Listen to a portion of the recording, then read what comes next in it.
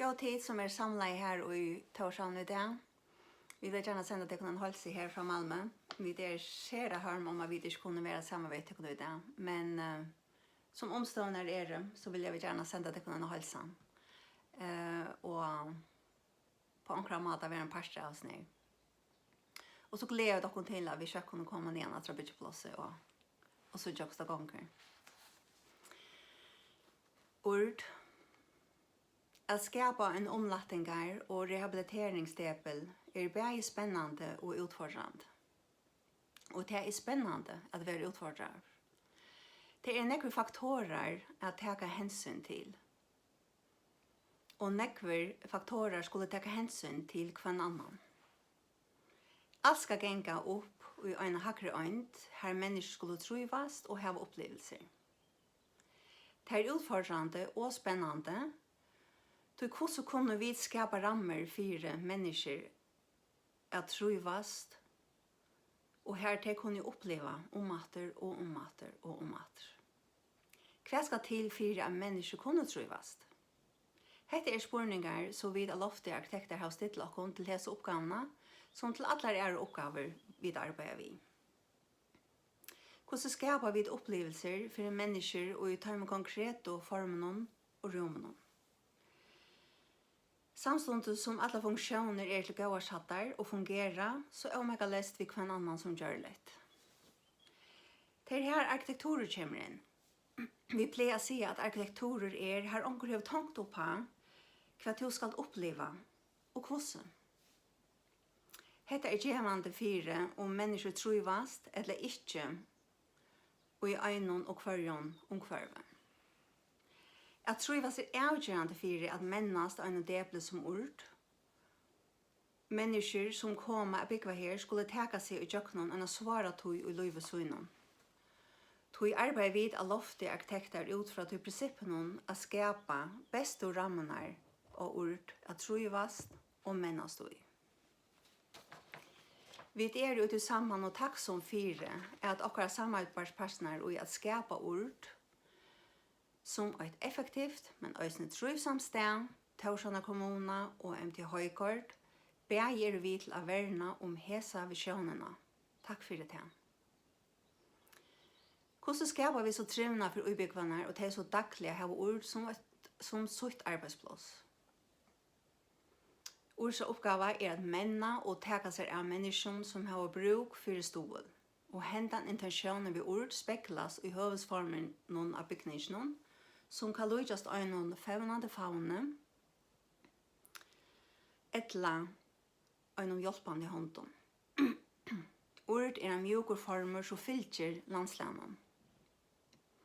Vi materialvalget skapar vid ett moderna heimligt miljö vid att skapa kontraster mellom blekt och harskt, latt och tungt, rått och elegant. Ord omfattar nekvar imiskar funktioner som skulle nøkta tørven tja brukaren. Tja starsfalknon ord ramman om et arbeidsplass her tei av besta hot skulle oppfylla hendan tørven.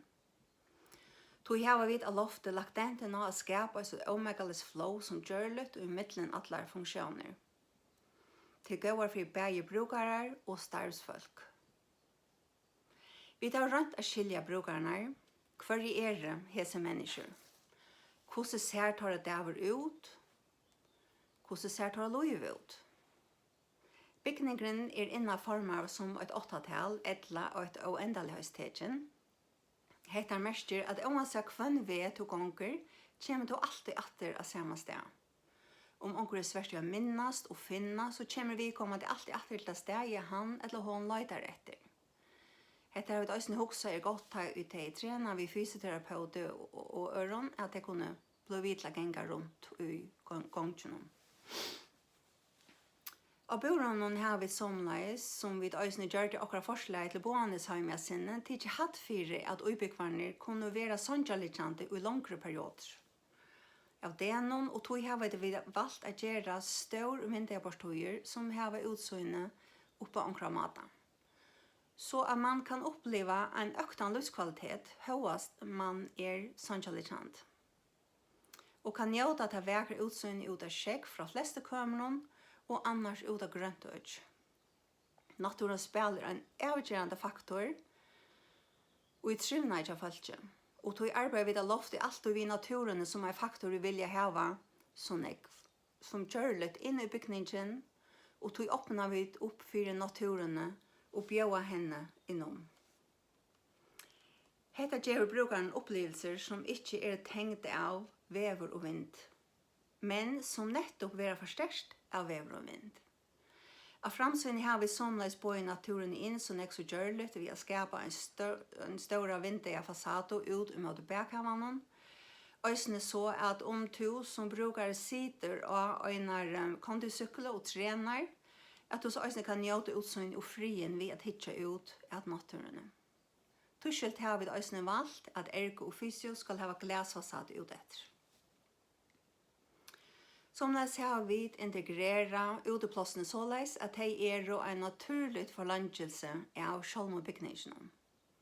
Og at det er nevnt og omega lest til brukeren å komme ut av hese øk. En avgjørende faktor i førjon som alltid er vekkere. Og du har vi skapt muligheter å sitte ute under tætje og i le.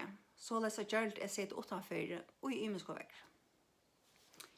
Vi har skapt uteplosser oman etter og nedan etter, at venja og vera ui, og såleis regner vi at vi skal marsje i middelen ute og inne. Så av hvert er en parster av henne. Vegna korona har vi ikke haft mulighet å være så ofte på byggeplassen som vi kunne i Stockholm. Med begge Olavur og jeg var hver sin tur i februar. Og hei er mulighet å helse opp på håndverskerne øysene og ta sette det høyla i perspektiv. Dette prosjektet så begynner vi 2 striken av innom på pyre som luktes vantjon. Veror en verleike vi er noe samstarve av flere faggrupper. Her hver hever sin leiklod. Jeg møter tikkun håndverskeren og byggeplassen og høyre tikkar opplevelse vi har skapet etter byggeroi var fantastisk. Og jeg er takksom for det.